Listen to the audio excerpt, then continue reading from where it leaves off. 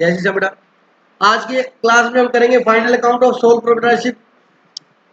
बेटा एक होता है मैन्युफैक्चरिंग बिजनेस और एक होता है ट्रेडिंग बिजनेस। ध्यान से सुनना, एक क्या होता है मैन्युफैक्चरिंग बिजनेस और एक मैन्युफैक्चरिंग बिजनेस और ट्रेडिंग बिजनेस में फर्क आपको मालूम है। जैसे मैं क्लोथ लेके आया, उस क्लोथ से मैंने जीन शर्ट टॉप वगैरह स्टिच करके और फिर सेल किया, तो मैं क्या कर रहा हूँ, मैन्युफैक्चरिंग कर रहा हूँ। मैं क्या कर रहा हूँ बेटा, ठीक है। या मैं कोई चीज़ रॉ मटेरियल फॉर्म में लाता हूँ और अपने यहाँ पर फैक्ट्री में उसे फाइनल प्रोडक्ट बनाता हूँ और फिर मैं उसे क्या करता हूँ, सेल करता हूँ। बिस्किट वाला ले लीजिए, वो बिस्किट मैदा परचेज करता है, उससे वो बेकरी वाला जो है वो बिस्किट बनाता है और उसके बाद क्या करता है, सेल करता है। That is manufacturing. तो मैन्युफैक्चरिंग का मतलब सबको क्लियर है कि जिस फॉर्म में हम कुछ लाते हैं, जिस फॉर्म में, जिस रूप में, जिस आकार में, जिस साइज में हम कुछ लाते हैं, उसी फॉर्म में सेल नहीं करते। उसकी फॉर्म क्या हो जाती है, चेंज हो जाती है। अगर फॉर्म चेंज हो गई तो हम उसे मैन्युफैक्चरिंग कहेंगे। ये डेफिनेशन दी हुई थी एक्साइज एक्ट के अंदर। अभी तो एक्साइज बंद हो गया। एक्साइज सिर्फ किस पे लग रहा है, अल्कोहलिक लिकर, टबैको, ठीक है, और टबैको प्रोडक्ट के ऊपर लग रहा है। बाकी सभी जगह एक्साइज क्या हो चुका है, बंद हो चुका है, जीएसटी आ चुका है। लेकिन एनीवे वहां पर एक्साइज क्या होता था बेटा, बता दो थोड़ा सा। एक्साइज होता था कि अगर कोई चीज का आप मैन्युफैक्चरिंग करते हो तो टैक्स लगेगा, और किसी चीज का मैन्युफैक्चरिंग नहीं करते हो तो टैक्स नहीं लगेगा। एक्साइज ड्यूटी मैन्युफैक्चरिंग पे लगती थी। अगर आप मैन्युफैक्चरिंग ना सेल पे ना किस पे लगती थी, मैन्युफैक्चरिंग पे। आपने मान लीजिए कोई बर्फ फैक्ट्री है, पानी से वो क्या बनाती है, बर्फ किस लिए बनाती है, that is manufacturing. Form change हो गई। बड़ी शादी वगैरह में नहीं लाते अपने सिली बर्फ की, तो वो पानी से ही तो बनती है। आप घर पे ही बनाते हो, रोज फ्रिज के अंदर पानी रखते हो और क्या बन जाती है, बर्फ। तो आप भी मैन्युफैक्चरिंग कर रहे हो। तो सर हमारे पे भी एक्साइज लगती थी। हाँ एक्साइज लगी है, मैन्युफैक्चरिंग है, लेकिन वहां पे छूट दी हुई थी भाई 1.5 करोड़ तक अगर मैन्युफैक्चरिंग करते हो तो एग्जेम्प्ट है। तो आप 1.5 करोड़ की बर्फ बनाते ही नहीं पूरे साल में।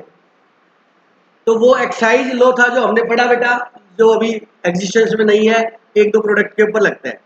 तो वहां पर ये डेफिनेशन दी हुई थी कि आप अगर क्या करते हो, मैन्युफैक्चरिंग, तो मैन्युफैक्चरिंग समझ आ गया। वहां पर ये डेफिनेशन थी, जिस रूप, जिस आकार, जिस फॉर्म में लाते हो उसको चेंज करके, कन्वर्ट करके बेचते हो तो क्या है, मैन्युफैक्चरिंग है। तो जहां पर मैन्युफैक्चरिंग होती है बेटा, वहां पर मैन्युफैक्चरिंग अकाउंट बनेगा। क्या बनेगा बेटा, मैन्युफैक्चरिंग अकाउंट। वो बात हम इसके बाद में करेंगे। एक होता है ट्रेडिंग। ट्रेडिंग होता है जिस जैसी फॉर्म में हम गुड्स लाए, जिस फॉर्म में हम, उसी फॉर्म में आके सेल कर दिया, दैट इज ट्रेडिंग। आप दिल्ली से मोबाइल लेके आए, आईफोन सैमसंग के, और गंगानगर लाके या अपने सिटी में लाके एज इट इज भेज देते हैं। 10 का लाए, 11 का भेज दिया। क्या कर रहे हो आप, ट्रेडिंग कर रहे हैं। आप रेडीमेड की शॉप है आपकी, आप वहां से jean top T shirt purchase करके लाते हो बनी बनाई फैक्ट्री से, बनी बनाई, और यहाँ लाके आप क्या करते हो, सेल कर देते हो। क्या है, मैन्युफैक्चरिंग। ट्रेडिंग है, ट्रेडिंग है। क्या बेटा, जिस फॉर्म में हम कुछ लाते हैं उसी फॉर्म में हम सेल कर देते हैं, तो क्या कहलाती है, ट्रेडिंग कहलाती है। कोई डाउट है किसी को? तो हम पहले कर रहे हैं फाइनल अकाउंट सोल प्रोप्राइटरशिप, जो क्या करता है, ट्रेडिंग करता है, मतलब मैन्युफैक्चरिंग नहीं करता। बोलो बात समझ आ गया?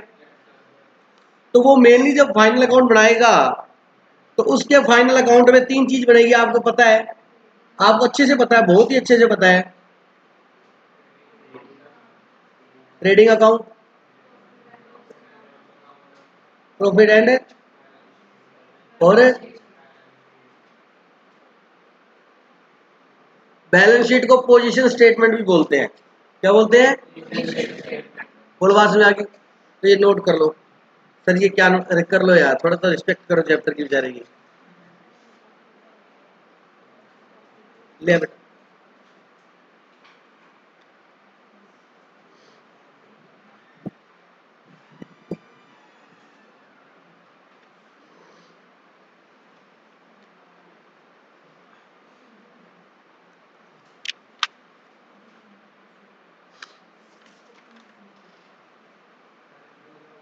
बात बात नहीं करनी, वैसे कुछ बात नहीं करनी प्लीज। पोजीशन स्टेटमेंट दिखाऊंगा अभी।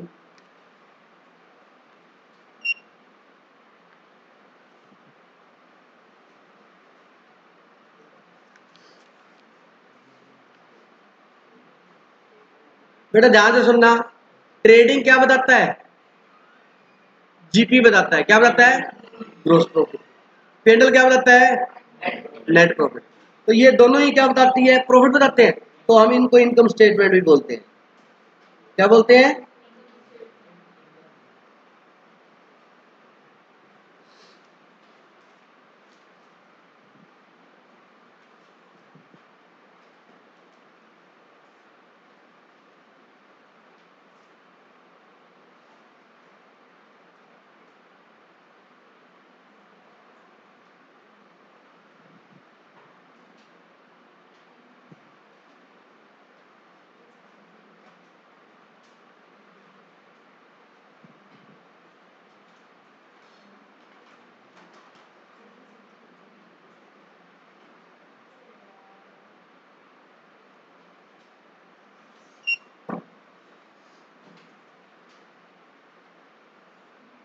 फाइनल अकाउंट के अंदर देखो बेटा, ट्रेडिंग अकाउंट, पेंडल अकाउंट और बैलेंस शीट। ट्रेडिंग और पेंडल को हम क्या बोलते हैं? इनकम स्टेटमेंट भी बोलते हैं। बैलेंस शीट क्या है? एक पोजीशन स्टेटमेंट है जिसमें किसी चीज की पोजीशन दिखाते हैं अपने एसेट्स और लायबिलिटी।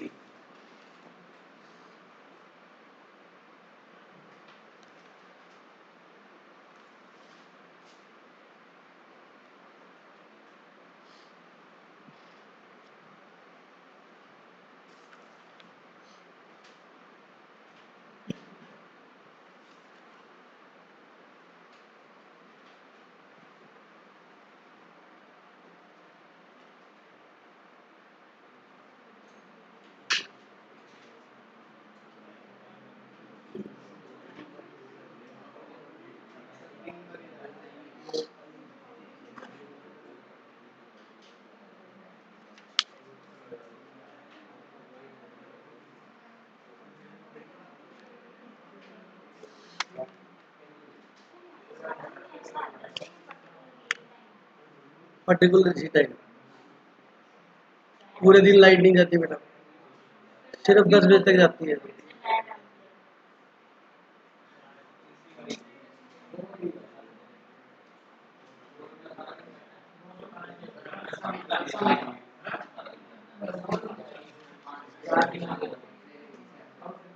अब आप प्लीज धीरे धीरे आपकी वॉइस बढ़ जाएगी। एक काम करो, अपने आप पे कंट्रोल रखो, बस दूसरा अपने आप चुप रहेगा। आप अपने आप से कमिटमेंट कर लो कि मैं नहीं बोलूंगा। एक होता था, स्कूल में सिखाते थे, हमारे में सरकारी स्कूल में पढ़ा था स्टार्टिंग में, हम सुधरेंगे जग सुधरेगा। जग का मतलब होता है पानी वाला जग नहीं है, वर्ल्ड है। मतलब आप अपने आप को इम्प्रूव कर लो, सारे अपने आप इम्प्रूव हो जाएंगे। जय जवान जय किसान। ठीक है, तो प्लीज आप बस, आप सब अच्छे हो, आपको परेशान करता दूसरा, सिर्फ आप अपने आप पे कंट्रोल रखो। गारंटी अगर बात हो जाए तो, अगर लिप छिल जाए मेरी गारंटी। आपने किसी को चुप नहीं कराना, किसी को भी नहीं कराना। देखते हैं पहले कंट्रोल कौन खोता है। चलिएगा, तो बेटा इस चैप्टर में मैं आपके साथ ओपनिंग एंट्री और क्लोजिंग एंट्री के बारे में भी डिस्कशन करूंगा। लेकिन इस चैप्टर की शुरुआत ओपनिंग क्लोजिंग एंट्री से नहीं करूंगा, तो कई बच्चों को एंट्री का नाम सुनते थोड़ी सी अजीब सा लगता है यार एंट्री। क्योंकि आपके पार्टनरशिप में भी देखा होगा, जब नया पार्टनर एडमिट हुआ तो आपसे कहता था रिवैल्यूएशन अकाउंट बनाओ, पार्टनर्स कैपिटल अकाउंट बनाओ और बैलेंस शीट बनाओ। बड़ा अच्छा लगता था, फटाफट। और वो बोलता कि पास नेसेसरी जर्नल एंट्रीज, मतलब रिवैल्यूएशन की एंट्री करनी है, फिर प्रॉफिट आया वो बांटना है, फिर कोई रिजर्व पड़ा है वो बांटना है, कोई वर्कमैन कंपनसेशन रिजर्व है वो बांटना है, फिर गुडविल लाने की एंट्री, ले जाने की लाने की एंट्री, फिर गुडविल को डिस्ट्रीब्यूट करेंगे सेक्रीफाइस रेशियो में, फिर वो कहते हैं गुडविल विड्रॉल कर ली, आधी कर ली, पाइया कर ली, फिर कहते हैं गुडविल को रेज करना है। तो सब एंट्रियां होती थी। तो वहां पर बच्चा है ना, कितना भी टैलेंट हो, कई बच्चे वहां पर एंट्री पूछते ही आधा कॉन्फिडेंस लूज, क्योंकि एंट्री पूछ ली इसमें तो। और आपको पता है वो जो रिवैल्यूएशन और प्रॉफिट एंड लॉस और बैलेंस शीट बनाते हो, सेक्शन वो उन एंट्रियों की क्या है बेटा? पोस्टिंग ही तो है। उन एंट्रियों क्या होती है? पोस्टिंग।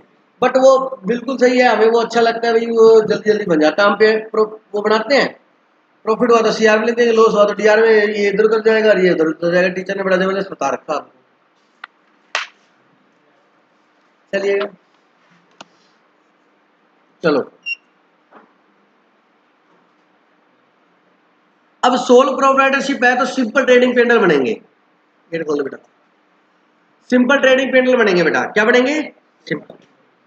वैसे तो आपको पता है कि जब कंपनी के बनाते हैं तो पेंडल क्या बनता है? अलग फॉर्म में बनता है, statement of profit and loss account.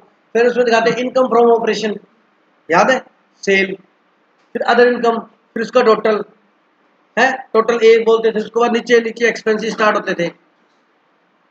नीचे क्या स्टार्ट होते थे? एक्सपेंस। फिर रॉ मटेरियल कंज्यूम्ड आता था, फिर डेप्रिसिएशन वगैरह वर्टिकल फॉर्म में बनता था सारा का सारा। Change in stock, opening stock minus closing stock करके दिखाते थे आप। Employ benefit, finance cost, depreciation and amortisation, है ना। फिर अदर एक्सपेंस, फिर उसका टोटल लगाते थे। फिर ए में से बी लेस क्या क्या आया? Profit before tax, less tax, profit after tax, फिर एक्स्ट्रा ऑर्डिनरी आइटम में ये वो आगे आई बात समझ। वो कंपनी के केस में, यहाँ पर सिर्फ क्या पूछा है? Sole proprietorship. तो जो आपने सीखा है वही बनेगा। देखो क्या बेटा, लिखो ट्रेडिंग अकाउंट, लिखना तो पड़ेगा, कुछ इंपॉर्टेंट चीजें बता रही है। ट्रेडिंग अकाउंट,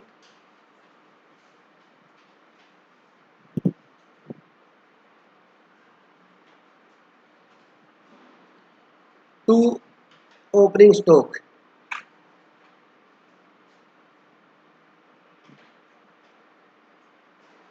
परचेजेज लेस, अपने क्या करते हैं इसमें से? Purchase return.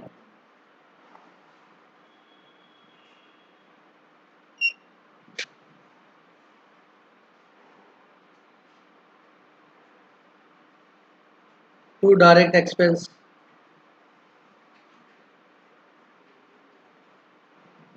Bye sales,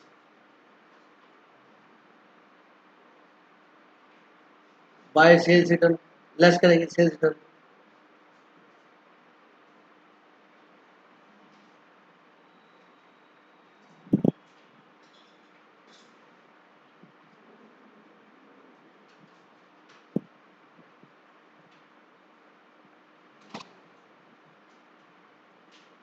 to gross profit,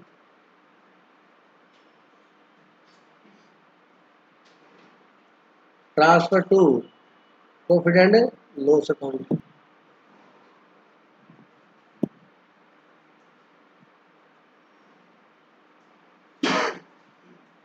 और या लॉस आएगा तो यहाँ क्या लिखेंगे? By gross loss, transfer to profit and loss account.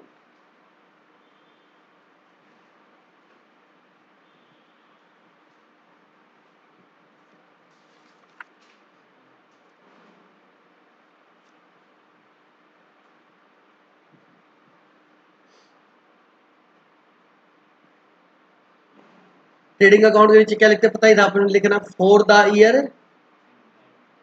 तो ये सब बातें बता रखी वैसे तो मैं दोबारा बता देंगे। फॉर द ईयर एंडेड, जो भी डेट होती थी वो लिखते थे। ट्रेडिंग अकाउंट के नीचे लिखते हैं, वो रखते हैं सीधा ऊपर लिखते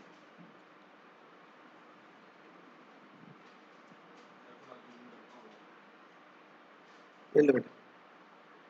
profit and loss account,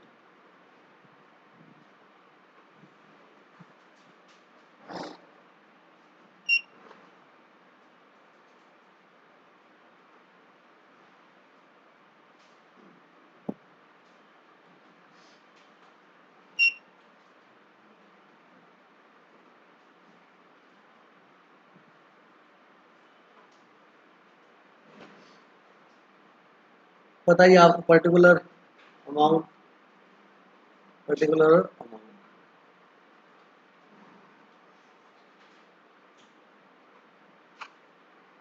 bye gross profit,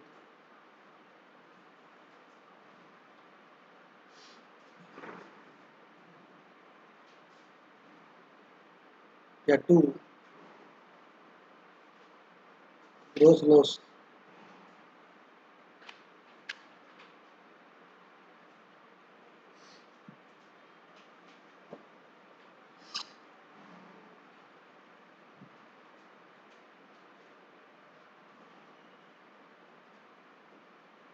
to salary,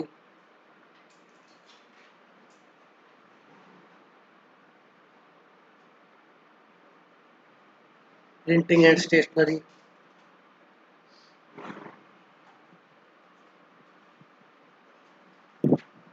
telephone expenses to, debit to, all indirect expense, all all indirect expense.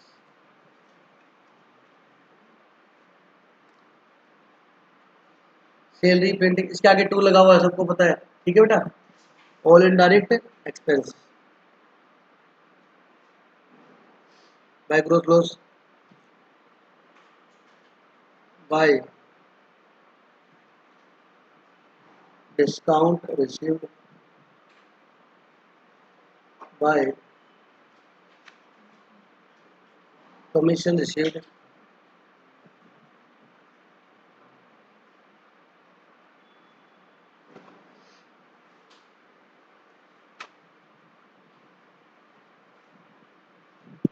To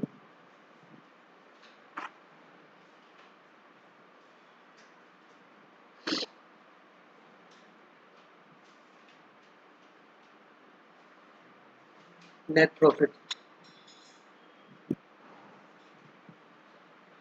transfer to capital account, रिया बाय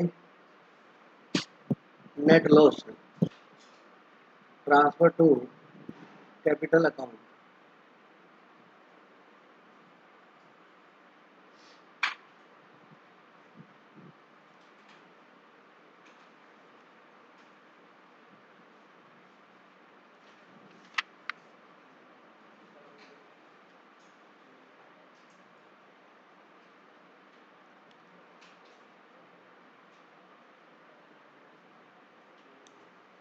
मैं ऐसे एक एक नाम लिख लेता हूँ तो बहुत बड़ा हो जाएगा। पता है आपको, डायरेक्ट एक्सपेंस यहाँ आएंगे और इनडायरेक्ट एक्सपेंसेस यहाँ आएंगे।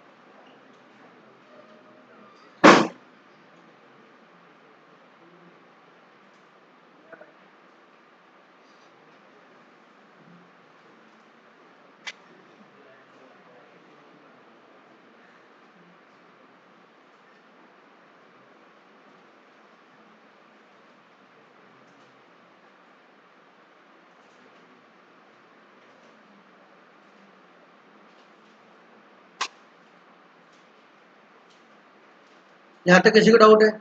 डाउट कुछ नहीं होगा, सब याद होगा आपको। अब मेरे एक क्वेश्चन का जवाब दो सारे।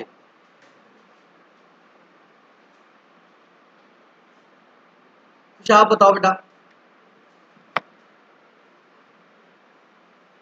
ट्रेडिंग अकाउंट क्या कैलकुलेट करके बताता है हमारे को? ट्रेडिंग अकाउंट क्या कैलकुलेट करके बताता है? ग्रोस प्रॉफिट है, ग्रोस। इससे बिजनेसमैन, ये सबको बनाना आता है, ये सब बना ले। इससे बिजनेसमैन क्या डिसीजन लेता है?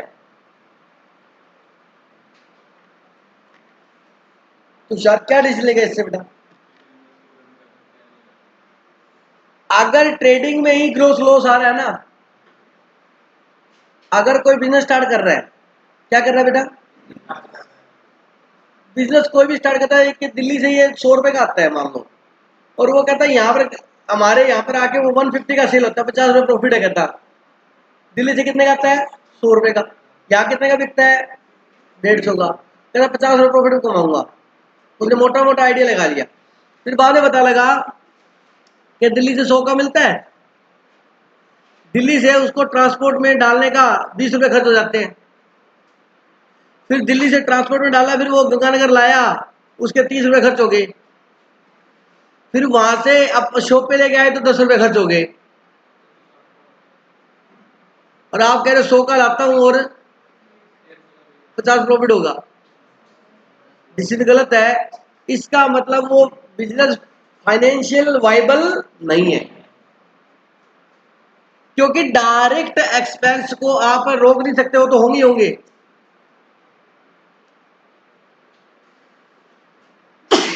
तो बिजनेसमैन क्या करता है बेटा? जो डायरेक्टली, अब डायरेक्ट एक्सपेंस क्या होता है वो सुन लो।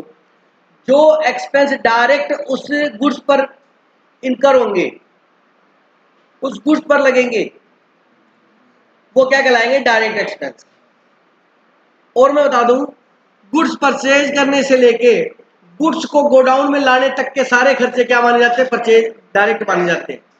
देखो फॉर एग्जांपल, आपने वहां परचेज किया, फिर वहां से आपने जहां जिस शॉप से परचेज किया वहां से ट्रांसपोर्ट व्हीकल जो खड़ा, ट्रक वगैरह, अब ट्रक गलियों में तो जाता नहीं, छोटा गाड़ी या पिकअप जो भी होती है उसमें डाल के आप लाते हो वहां तक, बड़े व्हीकल तक, उसका खर्चा लगा। फिर उसका आगे ट्रांसपोर्टेशन का खर्चा लगा। फिर वहां से उतार के आप अपने गोडाउन में रखोगे, तो ये खर्चे हुए कि नहीं हुए? ये डायरेक्टली किसके ऊपर खर्च हो रहे हैं? उस गुड्स पे खर्च हो रहे हैं। क्या हो रहे हैं? उस गुड्स पे खर्च हो रहे हैं। तो हम उसे क्या बोलेंगे? Direct expense. मतलब डायरेक्टली उस गुड्स के ऊपर खर्च हो रहे हैं। अब मेरी बात सुनना, वो गुड्स लाए, ठीक है, उस गुड्स को लाने की एंट्री मुनीम जी ने अपने ऑफिस में बैठ के की। हालांकि एंट्री तो किसकी की? गुड्स की है, परचेज की या सेल की। वो बैक ऑफिस में बैठ के एंट्री कर रहा है अपने, उसको हम सैलरी दे रहे हैं अकाउंटेंट को, तो वो भी खर्चा है, लेकिन वो डायरेक्ट गुड्स के ऊपर नहीं है। वो किसके ऊपर है? इनडायरेक्ट है। कारण है कि गुड्स है तो बिजनेस है, गुड्स नहीं तो बिजनेस ही नहीं है ना हमारा। तो इनडायरेक्टली वो खर्चा हो रहा है, तो वो किसे चार्ज करेंगे? अपने प्रॉफिट एंड लॉस। हमारा अकाउंट का कंसेप्ट है कि डायरेक्ट खर्चे जो वो ट्रेडिंग में डालो, और नॉर्मल बिजनेस में अगर डायरेक्ट खर्चे से ग्रोस लॉस आता है तो उस बिजनेस को कंटिन्यू नहीं करेगा। कभी भी कोई बिजनेस स्टार्ट करो तो पहले आपको ये निकाल के चेक कर लेना चाहिए कि ट्रेडिंग करने से ग्रोस लॉस है या ग्रोस प्रॉफिट।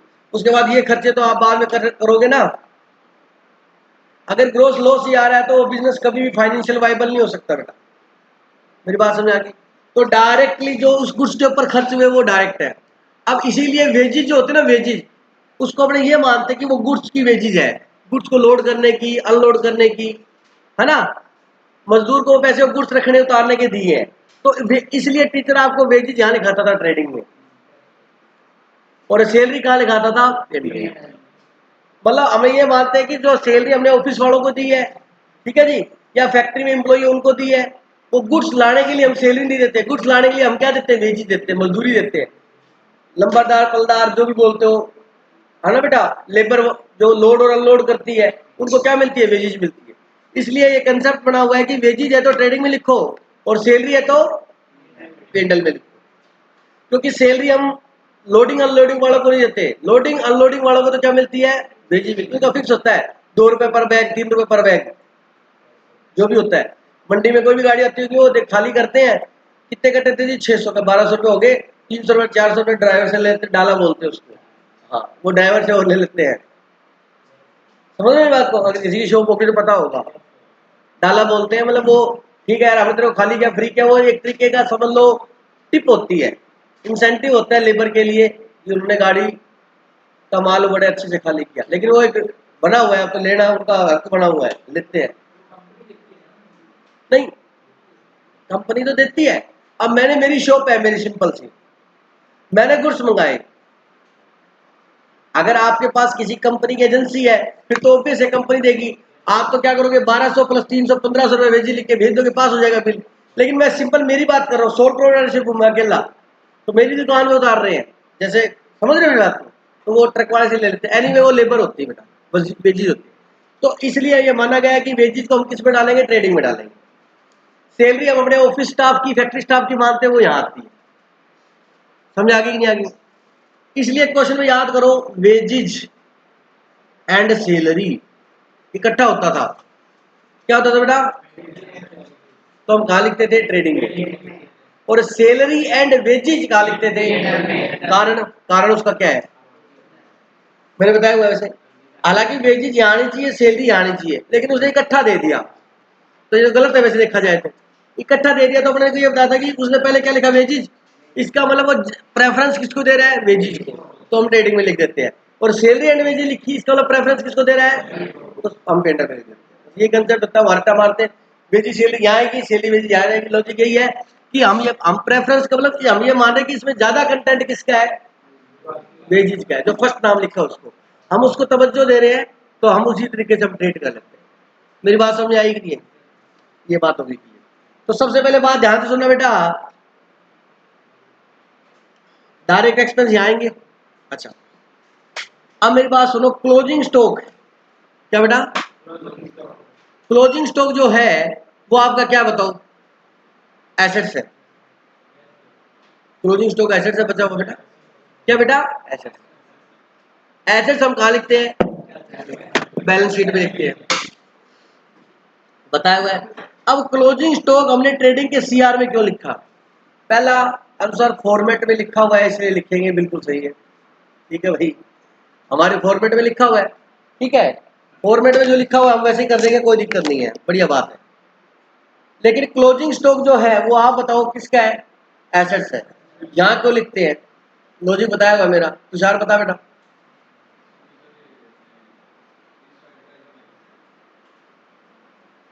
हाँ, कुछ बहुत कोशिश कर रहा है बेचारा, नींद ना आए, कोशिश पूरी कर रहा है, तबियत सही नहीं है क्या? पिछले साल का क्लोजिंग ओपनिंग, क्लोजिंग इस साल का ओपनिंग होता, सही है ये बात। सेक्शन बता बेटा।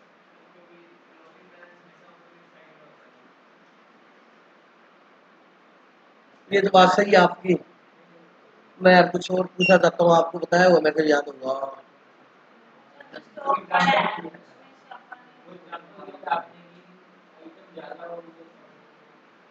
हाँ,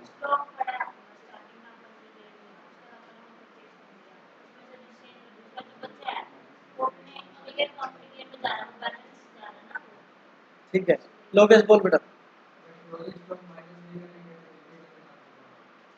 बात ये है, क्लोजिंग स्टॉक माइनस नहीं करेंगे तो जीपी गलत आ जाएगा, ये बात सही है बिल्कुल।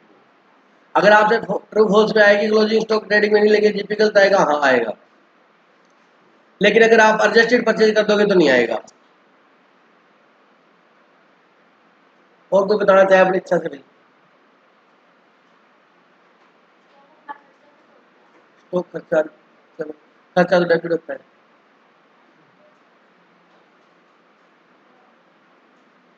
हाँ जी,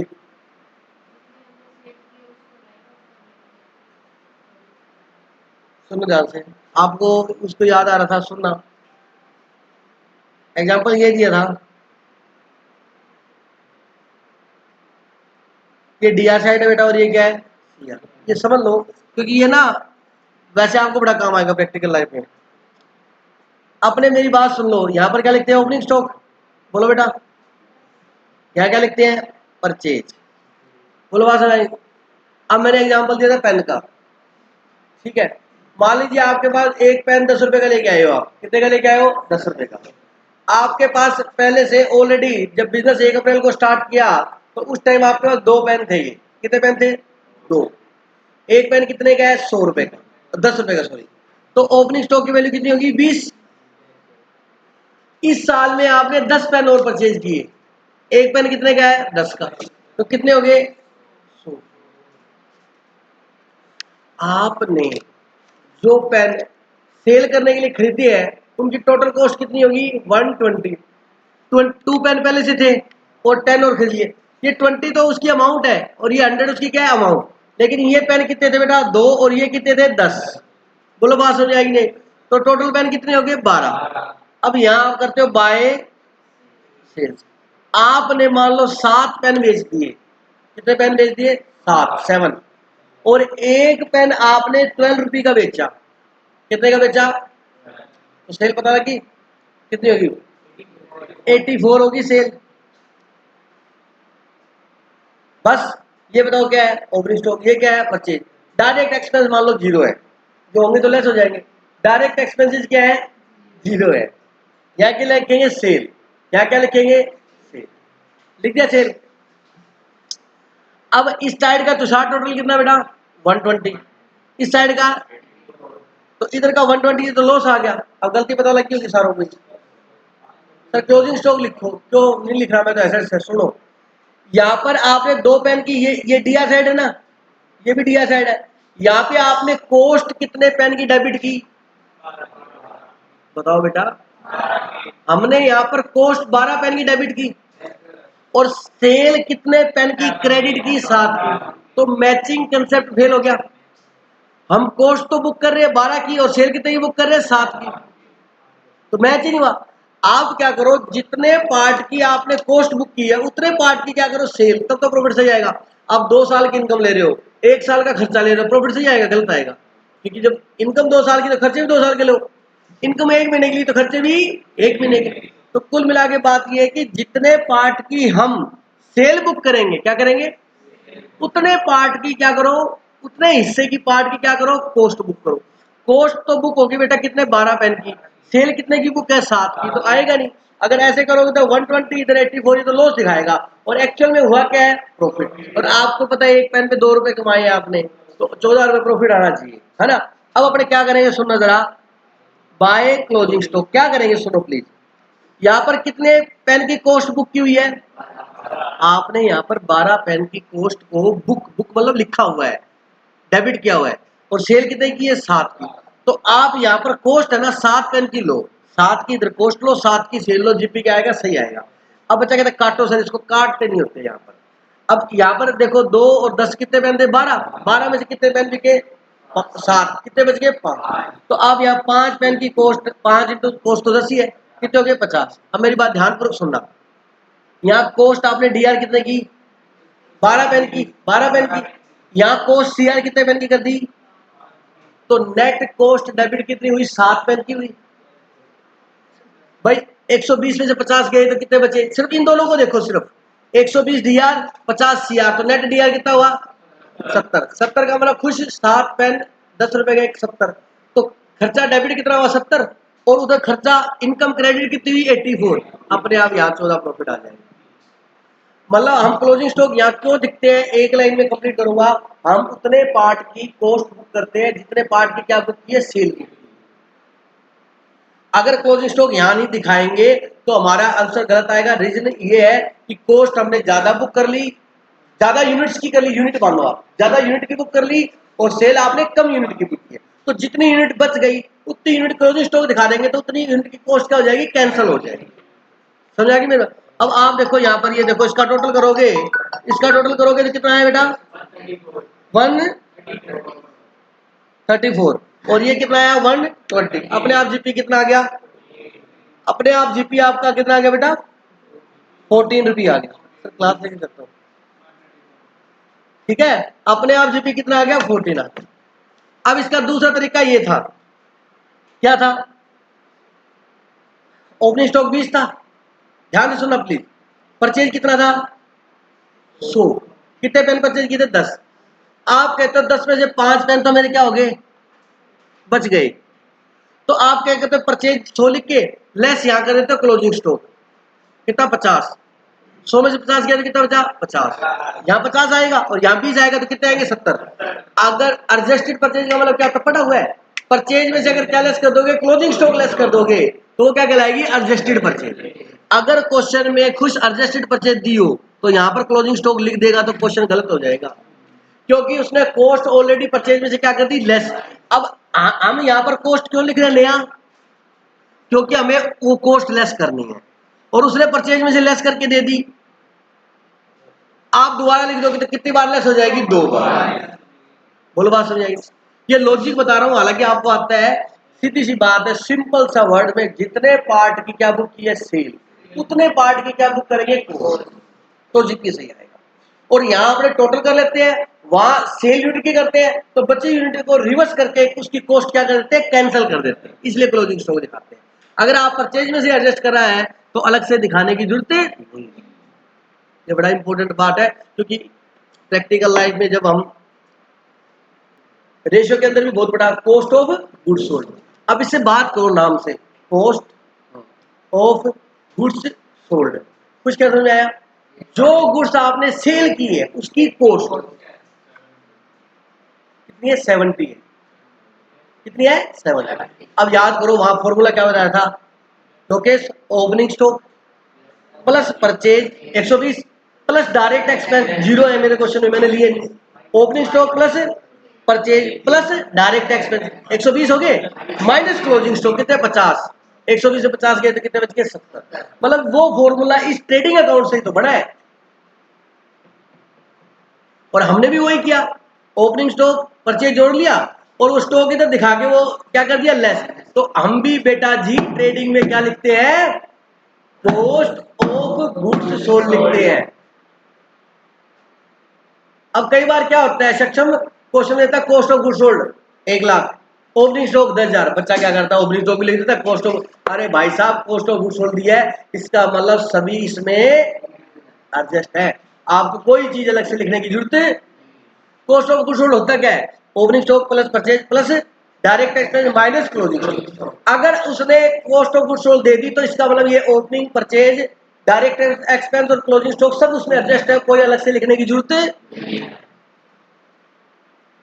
कुछ कॉस्ट ऑफ गुड्स सोल्ड देता तो कितनी देता ये 70, तो मैं सीधा यहाँ लिख देता ट्रेड में क्या, to cost of goods sold 70, ना मैं ओपनिंग लिखता ना मैं परचेज लिखता और ना मैं क्लोजिंग स्टॉक लिखता, और उधर क्या लिख देता सेल कितनी 84, जीपी कितना जाता 14। बोलो ये चीज सीखनी पड़ेगी प्रैक्टिकल लाइफ के लिए। बोलो आगे की समझ आएगी बेटा, ट्रायल देख के ट्रेडिंग बिल्डर सारे बना लेंगे, कोई मेरे को नहीं लगता ऐसा बच्चा है जो नहीं बना पाएगा। बात है मेन मुद्दे की, आउटस्टैंडिंग सैलरी मैं कहूँगा ऐड कर दो, बैलेंस शीट दिखा दो, आप भी कर लोगे मेरे को पता है, कोई 2-4 एडजस्टमेंट में दिक्कत आएगी वो ठीक है, क्लियर है। ये चीजें बेटा दोबारा इंटर फाइनल में नहीं बताएगा कोई भी आपको, लेकिन आपको पता होना चाहिए जिससे आप अपना लॉजिक क्लियर कर सको। तो एडजस्टेड परचेज हो जाएगी तो क्लोजिंग स्टॉक इधर मत दिखाना बेटा, बोल बात समझ आएगी नहीं, क्योंकि इसका वाला हमने पहले लेस कर दिया, क्लियर होगी ये बात सबको।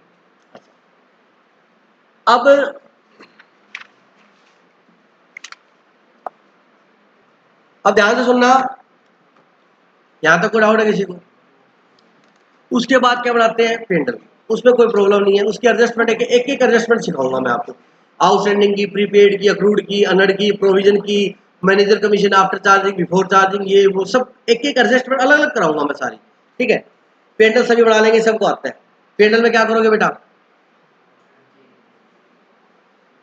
पेंडल में कोई फॉर्मूले का लॉजिक नहीं है, ट्रेडिंग में तो फॉर्मूला है क्या, कॉस्ट ऑफ गुड्स सोल्ड, यहाँ कोई फॉर्मूला नहीं है, यहाँ बाय जीपी, गरम पकौड़ा, यहाँ पर आपकी ये इनकम साइड है बेटा, यहाँ पर आपकी इनडायरेक्ट इनकम आएगी बेटा, क्या आएगी, इनडायरेक्ट का मतलब जो बिजनेस रन करने से नहीं आई, जैसे आपको समझ रहे हो वो भी आ जाती है, जैसे आपको बैंक में एफडी करा रखी थी उसका इंटरेस्ट मिला वो भी आ जाएगा, जो आपको कमीशन मिला कोई वो भी आ जाएगा, आपको कोई बिजनेस का डिस्काउंट मिला वो भी आ जाएगा, सब मिक्स आएगा, समझ आ गई। भाई आपने परचेज किया था 1,00,000 का, आपने उसको पेमेंट की कितनी की 90,000, तो 10,000 रुपये आपको मिला डिस्काउंट, वो आपकी क्या इनकम यहाँ आ जाएगी, डिस्काउंट रिसीव्ड। आपने डिस्काउंट दिया तो क्या आ जाएगा, खर्चा आ जाएगा। बोलो बात समझ आएगी नहीं, तो यहाँ पर आपको डिस्काउंट रिसीव हुआ, या क्या रिसीव हुआ, कमीशन रिसीव हुआ, या बेटा बैड डेब्ट्स रिकवर हुए, वो भी ध्यान रख लेना, ये बड़ा इंपॉर्टेंट है। बैड डेब्ट्स क्या हुए, रिकवर हुए, वो भी आपकी क्या है, इनकम है। ठीक है जी, इंटरेस्ट भी इनकम है बेटा जी, ये लो, बाय इंटरेस्ट ऑन सिक्योरिटी या जिस पे भी था, वो भी इनकम है। इधर क्या दिखा दोगे, एक्सपेंस। ठीक है, रेंट है, सैलरी है, कमीशन पे किया, डेप्रिसिएशन है, प्रोविजन फॉर डेप्रिसिएशन है, बैड डेब्ट्स है, समझ गए। तो यहाँ क्या आ जाएगा, एनपी। अब मेरी बात ध्यानपूर्वक सुनना, प्रॉफिट जो होता है आपका, क्या होता है बेटा, प्रॉफिट, वो हम कैपिटल में क्या करते हैं, ऐड करते हैं। बोलो बात समझ आएगी। यहाँ एक बात पता होगा वैसे तो, जो प्रॉफिट होता है वो कैपिटल में क्या करते हैं, अपने ऐड करते हैं। और कैपिटल कहाँ दिखाते हैं, कौन सी साइड में। एक अब क्वेश्चन और मेरा आपसे, प्रॉफिट बताओ इनकम है, ठीक है, कैपिटल में हम ऐड कर देते हैं, और कैपिटल में ऐड कर दिया और फिर हमने कैपिटल कहाँ दिखाई, लायबिलिटी साइड में। तो डायरेक्टली और इनडायरेक्टली ये बातें जैसे से हम आगे नहीं पता लगेंगी, आपने प्रॉफिट भी कहाँ दिखा दिया, लायबिलिटी साइड में। अब मेरे को एक बात का जवाब चाहिए भूमि जी आपसे, कि प्रॉफिट लायबिलिटी साइड में क्या होता है।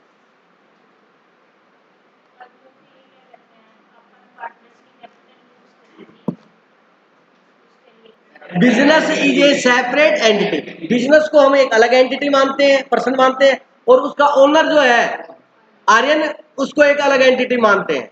बोलो बात समझ आएगी नहीं। अब ओनर ने बिजनेस में पैसे दिए तो उसने उधार दिए, मैंने आपको पूरा बिजनेस बिजनेस मैंने बिजनेस करना याद आया होगा। तो अगर कल को बिजनेस बंद हो गया तो वो अपने पैसे वापस लेके जाएगा ओनर। हाँ, तो बिजनेस के पास जो पैसा है कैपिटल के फॉर्म में, कैपिटल किसका अकाउंट होता है, ओनर का अकाउंट होता है। कैपिटल किसका अकाउंट होता है, ओनर का। तो वो पैसा ओनर ने बिजनेस से लेना है, तो बिजनेस की क्या है। अच्छा, ओनर ने जो बिजनेस में पैसा लगाया है, ओनर ने बिजनेस में जो पैसा, उसके ऊपर उसे रिटर्न मिलती है, क्या मिलती है, किसकी फॉर्म में, प्रॉफिट की फॉर्म। वो प्रॉफिट भी किसका है, ओनर का ही तो है, तो बिजनेस को वो भी तो देना है, तो बिजनेस की क्या है। समझ में आया तो बढ़िया, ये तो आज तक नहीं पता था, अब भी पता है कि प्रॉफिट कैपिटल क्या होता है। अगर लॉस हो जाए, क्या हो जाए, तो अब बिजनेस ने ओनर से पैसे लेने हैं। लॉस लगा है, कहता प्रॉफिट हुआ तेरा, लॉस हुआ तो भी तेरा। तो कहता तेरा 1 लाख कैपिटल थी, 20,000 तेरे को लॉस हो गया, तो अब तूने 1 लाख लेने थे बिजनेस से, बिजनेस ने 20,000 तेरे से लेने थे लॉस, समझने के लिए, इसलिए वो लॉस क्या हो जाता है, लेस, तो उसकी कैपिटल बची कितनी, 80। ये इस तरीके से चलता है, आगे बात समझ चलिए। अब जरा ध्यान से समझना, ये तो बेसिक बातें मैंने आज बताई, ठीक है। इसके साथ ओपनिंग एंट्री होती है बेटा, क्या होती है, वो लिखवा देता हूं मैं, एक पार्ट तो हो जाएगा। लिखो बेटा, हालांकि बताई हुई लेकिन लिख लो दोबारा, opening entry.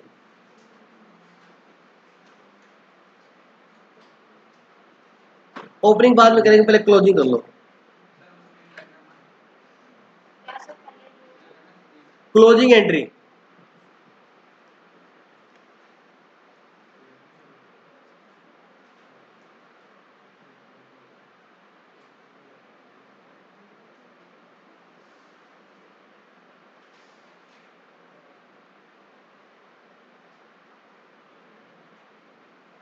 Trading account DR, to opening stock, to purchases, to wages, to freight inward. Freight inward होती है गुड्स खरीदे उसको लाने के, मतलब वो फ्रेट परचेज पर है। आप इनवर्ड को क्या लिख सकते हो, टू फ्रेट ऑन परचेज भी लिख सकते हो। मतलब किल मिला के मैं क्या लिख रहा हूं यहाँ पर, डायरेक्ट एक्सपेंस। क्या लिख रहे हैं मैं तो बोल रहा हूं,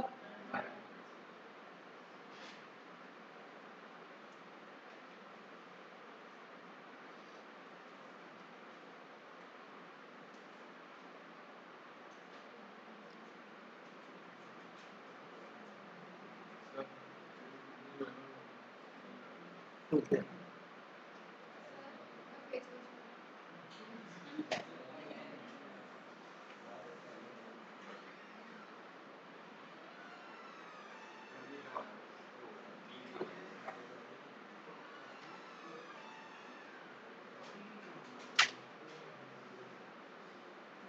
देव को नींद नहीं आती, ये चीज मैंने देखी है।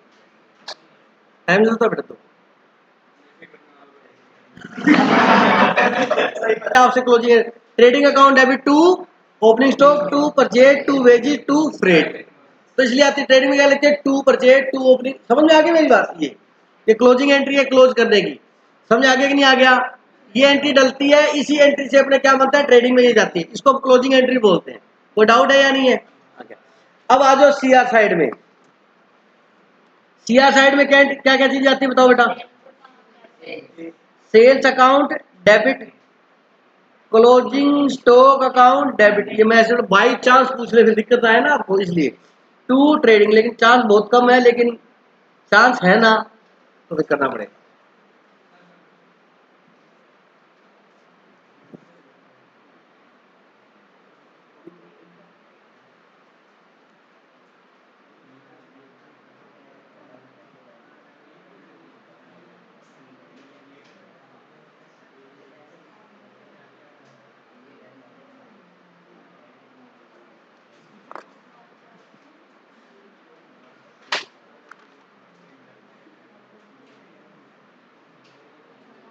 अब प्लीज, अब एक गलती और मत कर देना आप, सुनो भाई ध्यान से प्लीज।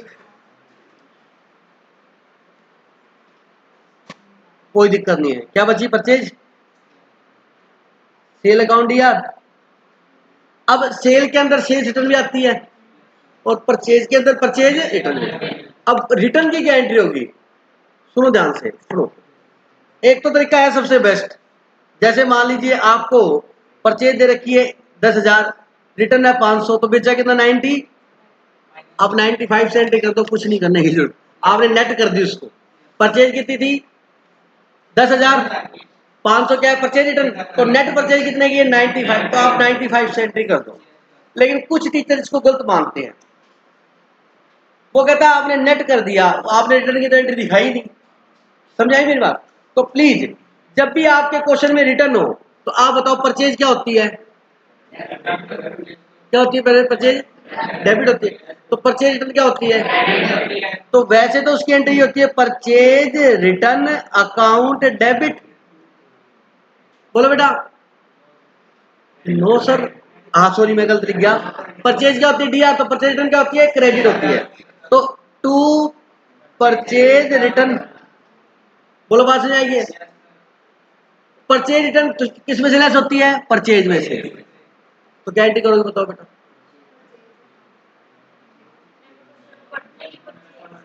परचेज क्या होती है? डेबिट होती है। और परचेज रिटर्न क्या होती है? क्रेडिट होती है। साथ में क्या लिखोगे? बात तो उसकी सही है। सुनो कोई बात नहीं, अरे कोई बात नहीं, सुनो सुनो, कंफ्यूजन नहीं होनी। देखो इसकी पहली बात तो दो एंट्री होगी। पहले तो एक्चुअल में परचेज रिटर्न की उसने, जैसे परचेज रिटर्न कौन करेगा? हम करेंगे। हमने परचेज की, किससे खरीदी है? जिससे हम खरीदते हैं उसको क्या बोलते हैं? क्रेडिटर। समझा क्या? मैंने परचेज की राम से, तो क्या एंट्री करूंगा बताओ? Purchase account debit to Ram. कितना बेटा? 1,00,000। राम से 1,00,000 के गुड्स खरीदे, कोई डाउट है इस एंट्री? बोलो नहीं है। अब इसमें से 10,000 के गुड्स डिफेक्टिव हैं, मैंने वो क्या किया? वापिस लौटा दिए, तो उसकी एंट्री क्या होगी? राम अकाउंट डेबिट टू, कितने के गुड्स लौटाए? 10,000 के। बोले ये बात समझ में आई या नहीं आई?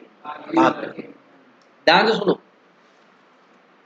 राम लिखा ना, राम, राम मेरा क्या है? कस्टमर को बोल, कस्टमर डेटर होते भाई साहब, क्रेडिटर बोल। राम मेरा क्या है? क्रेडिटर है। तो राम की जगह क्या हो जाएगा? अगर नाम ना दिया हो तो क्या आ जाएगा बेटा? ये बात समझ आई या नहीं आई? बोलो। ये एंट्री तो आप बहुत बार करते हो। ये एंट्री किसकी है? खुश परचेज रिटर्न की जर्नल एंट्री है। ये क्या है? अच्छा, अब हमें करनी क्या है? क्लोजिंग एंट्री करनी है। हमें क्या करनी है? Closing entry. तो अब सुनना मेरी बात, क्लोजिंग एंट्री करते समय आप क्या कर सकते हो? लिखना मत है, मैं समझा रहा हूं कि नॉर्मल अपने क्या करते हैं?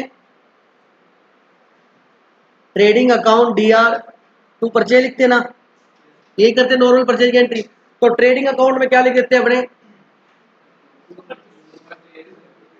क्या लिख देते हैं? To purchase.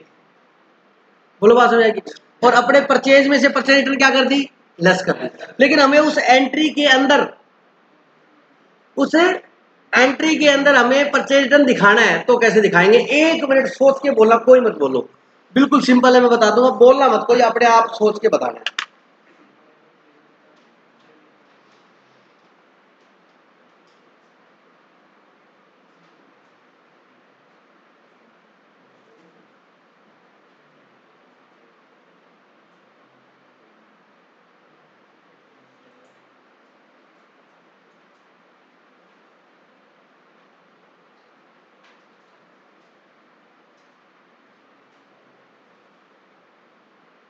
जोंटी बोल बेटा।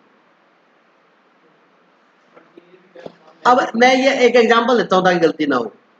यही एग्जांपल ले लो, हमने परचेज की 1 लाख की और परचेज रिटर्न हमने की बेटा 10,000 की। परचेज रिटर्न की एंट्री सभी को आती है, हमें इसकी क्लोजिंग एंट्री करनी है, और क्लोजिंग एंट्री में तुषार क्या करना है अपने को, परचेज रिटर्न को भी दिखाना है।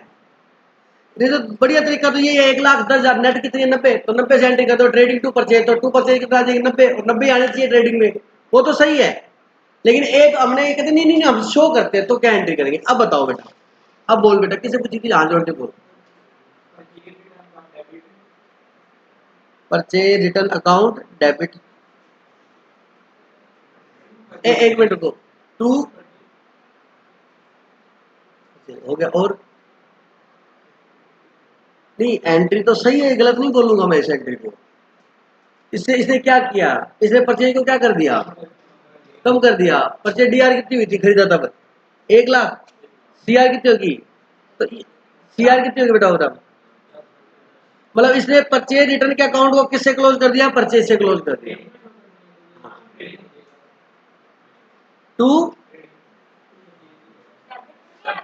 एक में याद है, देखो मैं आप प्लीज दोबारा बोल, एक उसको मैं आपसे जिसका सर प्लीज मेरा मन है मैं आपसे पूछ लूंगा। हाँ बेटा,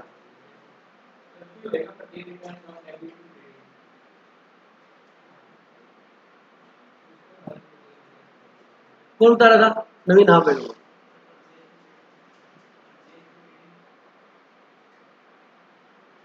परचेज अकाउंट डेबिट टू,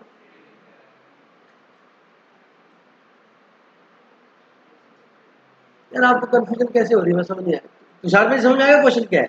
देखो बिल्कुल सिंपल है, इसको हार्ड में बेमतलब के पूछ के बना रहा हूँ, हालांकि मैंने बिल्कुल बता दिया था। परचेज 1 लाख था, सुनो, परचेज 1 लाख थी, अरे सुन लो यार, परचेज 1 लाख थी, रिटर्न कितनी है 10, आप नेट 90 की एंट्री कर दो, खानी खत्म। क्या एंट्री करोगे नेट बताओ? Trading account debit to purchase, उसके ब्रैकेट में लिख सकते हो क्या, ये नेट है कितना 90, तो ट्रेडिंग अकाउंट में क्या पोस्टिंग होगी, टू परचेज, 90 सही है आपका। बट मैंने तो ऐसी आदत है थोड़ा सा ज्यादा बताने की, भाई हम इस एंट्री में परचेज रिटर्न दिखाना चाहते हैं।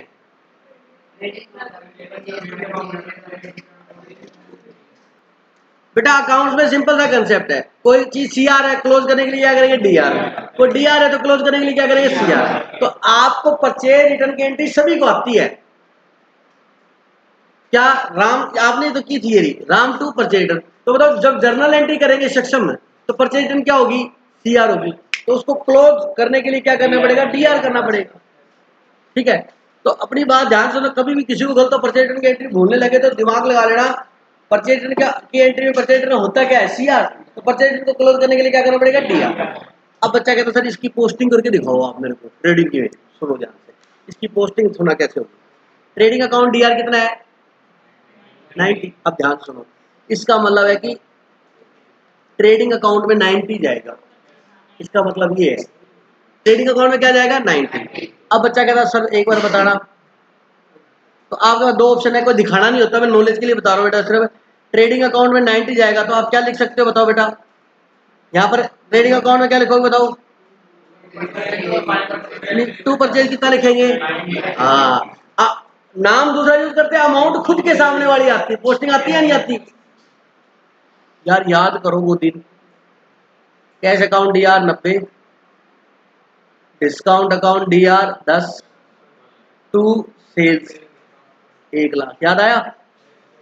अब बताओ सेल में क्या लिखेंगे, बाय कैश और बाय डिस्काउंट। बताओ सेल के सामने कितना है, 1, एंट्री में जिसके सामने जितनी अमाउंट है पोस्टिंग में भी उतनी आती है। बताओ सेल के सामने कितना है, तो सेल के लेजर में लिखेंगे कितना 1,00,000। हाँ, बाय कैश लिखेंगे 90, बाय डिस्काउंट लिखेंगे 10, 1,00,000 लिख दिया। अच्छा, अब कैश के लेजर में पोस्टिंग करेंगे, कैश अकाउंट है, कैश मतलब कितना आया 90, तो कैश के लेजर में 90 लिखेंगे। अरे बोलो क्या लिखेंगे, टू सेल्स। अब बच्चा पता है कई बच्चों के दिमाग में यहाँ गलती होती है, टू सेल्स और 1,00,000 लिखूंगा, नाम उसका इसके सामने है कितना 90, तो 90 है, ये बात सबको पता होगी शायद, कोई भूल याद है, भूल याद है। तो बेटा अपने इसमें क्या लिखेंगे, ट्रेडिंग अकाउंट में टू, सर ये रिटर्न में नहीं, ये डीआर है ना, तो सीआर को देखते होते हैं, टू परचेज कितना 90, अपने आप से ही होगी या नहीं होगी, बोलो बात समझ आएगी। तो यहाँ आना भी क्या चाहिए था बताओ 90, क्लियर हो गया नहीं होगा, तो नेट आ तो रहा है। तो सिंपल सी बात है बेटा, अगर परचेज रिटर्न को भी दिखाना चाहते हो, अगर परचेज रिटर्न को भी दिखाना चाहते हो तो परचेज रिटर्न क्या होती है, सीआर, क्लोज करने के लिए क्या कर देंगे डी, ट्रेडिंग में आ जाएगा 90, परचेज रिटर्न आ जाएगा 10, और टू परचेज टोटल कितनी आ जाएगी, समझ आ गया। सेम कंसेप्ट सेल्स रिटर्न के अंदर लगेगा, सेम कंसेप्ट किसके अंदर लगेगा, तुषार सेल्स रिटर्न क्या होती है डीआर, क्लोज करने के लिए क्या करेंगे सीआर। अब यही अमाउंट सेम मान लो आप, 1,00,000, 10,000 और 90,000, मतलब सेल आपने 1,00,000 की, रिटर्न कितनी आई 10, रिटर्न कितनी आई, तो नेट सेल कितनी है 90, तो अपने एंट्री क्या करेंगे, सुनना बंद करने के लिए। अब बंद करने के बड़ा सिंपल है, सेल क्या होती है सीआर, बंद करने के लिए डीआर, सेल्स अकाउंट डीआर कितना 90। अच्छा, सेल्स रिटर्न क्या होती है, सेल्स रिटर्न क्या होती है, बंद करने के लिए क्या करेंगे, टू कितना बेटा, सेल्स पूरी लिखनी थी, सॉरी मैंने, सेल्स अकाउंट डीआर कितनी है 1,00,000, सेल्स अकाउंट डीआर 1,00,000 बंद, ठीक है, टू सेल्स रिटर्न कितना 10 और टू ट्रेडिंग कितना, तो ट्रेडिंग में क्या लिखेंगे, बाय सेल्स कितना आएगा 90 आएगा। सर इसकी पोस्टिंग नहीं हो रही ट्रेडिंग में, नहीं बेटा वो तो अंदर होती है ना, नेट होके बाहर आता है, बोलो क्लियर हुआ या नहीं हुआ। तो आप नेट की भी एंट्री कर सकते हो, अगर अलग अलग दिखाना चाहो तो ये बात ध्यान रखना। ये क्या मैंने ट्रेडिंग अकाउंट की क्या बताई आपको, opening entry, sorry closing entry,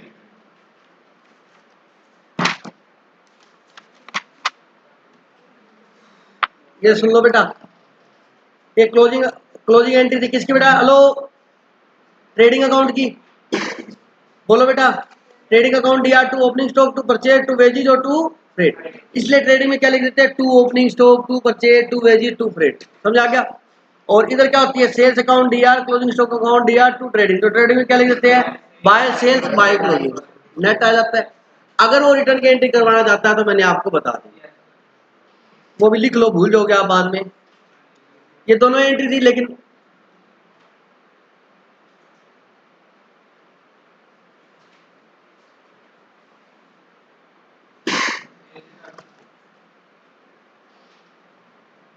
purchase and purchase return अगर आपने दिखाना है तो आप भूल सकते हो, गलती लग सकती है, बिल्कुल परचेज क्या होती है डीआर, बंद करने के लिए क्या करेंगे सीआर, क्या करेंगे बताओ बेटा, तो परचेज, बोलो बेटा, परचेज रिटर्न क्या होती है, बंद करने के लिए क्या करेंगे D R,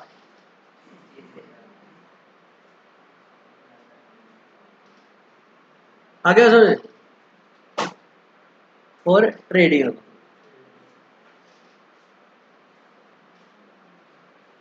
trading account DR, purchase account DR to,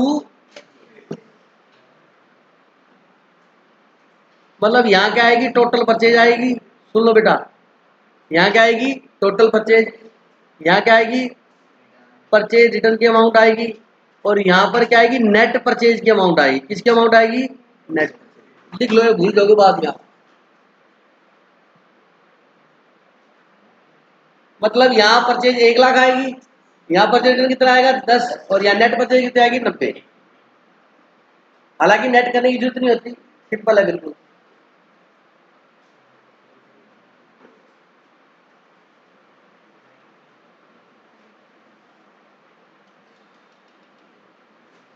आप सीधा ही कर दो ना, 1,00,000 से ज्यादा नेट है,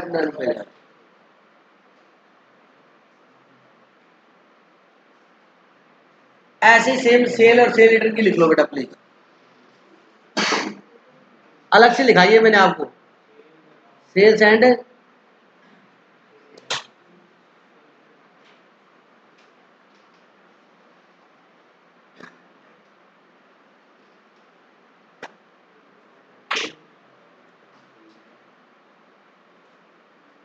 sales account debit. Sales return क्या होती है, डीआर, बंद करने के लिए क्या करेंगे, सीआर।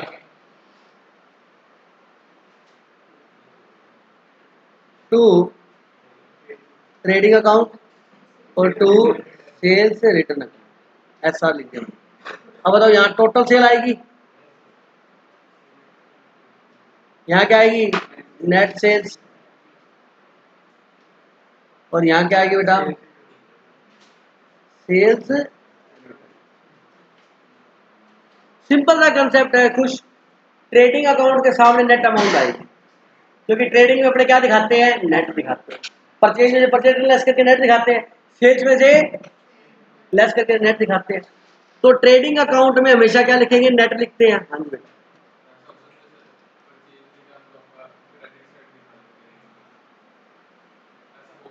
हाँ हो सकता है, सही है, लेकिन ऐसा कन्वेंशन नहीं है, इसीलिए अपने लेस करके दिखाते हैं। वो हुआ तो सीआर ही है, तो ट्रेडिंग में उसको वहां दिखाएं, सेल्स रिटर्न क्या होती है सीआर, उसको डीआर में दिखाएं, दिखा सकते हैं, गलत नहीं है।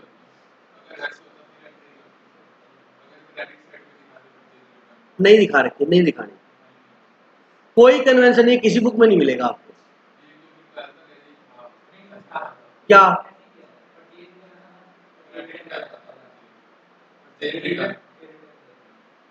नेट दिखाने में आपने चलो जो भी देखा होगा, कभी भी किसी भी बुक में देख लेना, टीएस गरेवाल में देख लेना, लेस करके नेट दिखाते हैं, नेट ही दिखानी है आपको, ठीक है। मैं बता देता हूं जो तू पूछ रहा है, यहाँ बात समझ में आ गई नहीं आ गई। तो यार अगर आपको इतना दिमाग चल रहा है, देखना बेटा, आप trading account DR to purchase 1 lakh, purchase return account debit to trading 10,000। हमने परचेज टोटल परचेज की अलग एंट्री की, परचेज रिटर्न की अलग एंट्री की, इसकी नेट एंट्री यही बनेगी। डीआर कितना हुआ 1 लाख, सीआर कितना हुआ 10, तो नेट डीआर कितना हुआ 90, परचेज डीआर कितना हुआ 10, और कोई है नहीं तो डीआर का तो 10, परचेज सीआर कितना हुआ 1 लाख, और कोई है नहीं तो 1 लाख, तो इन दोनों की नेट एंट्री ये बनेगी। मैंने नेट एंट्री लिखवाई, आपको डाउट है किसी को?